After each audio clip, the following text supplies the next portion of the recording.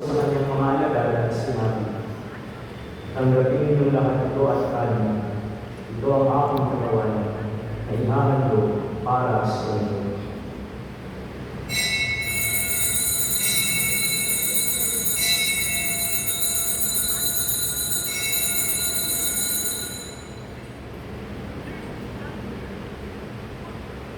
Hindi naman matapos sa bakuna, ginawa ko ng kalis. Muli kanyang pinasalamatan.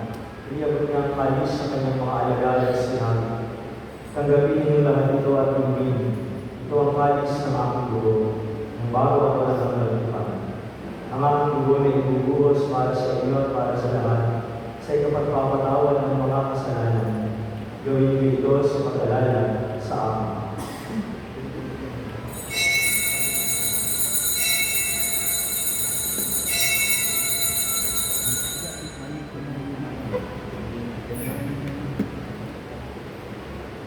Ipagpuli natin ang misteryo